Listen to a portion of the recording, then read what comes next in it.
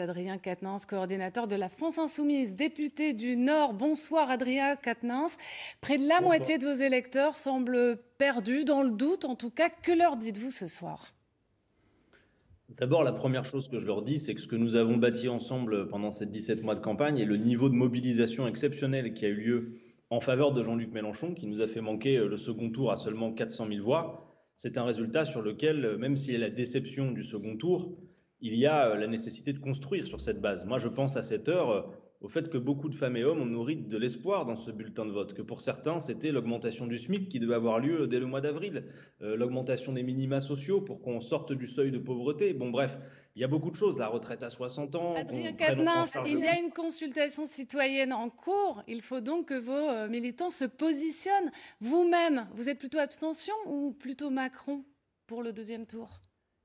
Moi, je n'ai qu'une chose à dire. Pas une voix doit aller à l'extrême droite pour la raison que le pays n'a rien à y gagner. Et le peuple non plus. D'ailleurs, j'entendais les colères dans votre reportage à Beuvry, mais qu'est-ce qu'il y a dans le programme de Madame Le Pen qui va améliorer le sort de ces braves gens? Absolument rien. Et nous l'avons beaucoup montré pendant la campagne électorale. Parce que nous, contrairement à M. Macron, nous avons fait le boulot pour convaincre les électeurs parfois qui s'égarent au Rassemblement national en leur disant vous votez contre vos intérêts. Maintenant, pour le reste, nous n'irons pas plus loin en termes de consignes, pour la raison que les consignes apparaissent souvent comme creuses et sans effet. Les gens doivent pouvoir faire en conscience. En 2017, ils ont su quoi faire, ils sauront quoi faire. Pas une voix doit aller à l'extrême droite, et pour le reste, qu'Emmanuel Macron se débrouille, parce que c'est lui qui porte aussi la responsabilité de cette affiche, qu'il a souhaité, il a œuvré pendant 5 ans pour obtenir ce second tour, il l'a, maintenant à lui de voir s'il est en capacité de convaincre ou pas. C'est pas à nous de le dire.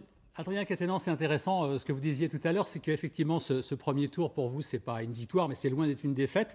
Vous avez vraiment réussi auprès des électeurs un vote d'adhésion, c'est pas un vote par défaut, c'est un vrai choix politique. Et effectivement, je rebondis sur la première question maintenant, comment pérenniser tout ça ?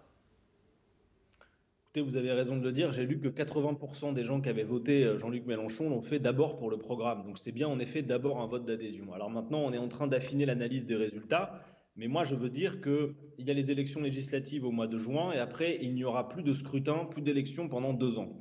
Juin, ce sera la dernière station avant le désert.